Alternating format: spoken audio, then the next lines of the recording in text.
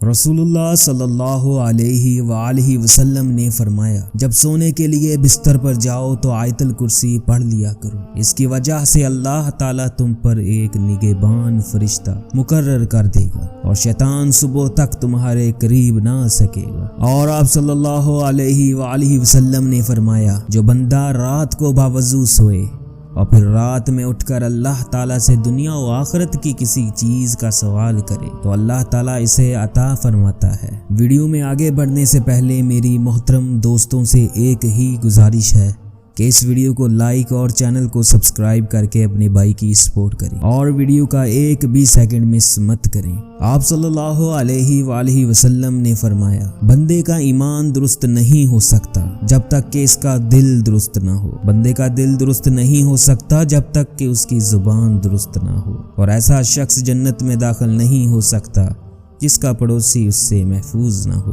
मुनाफिकों पर फजर और इशा की नमाज से ज्यादा और कोई नमाज बारी नहीं।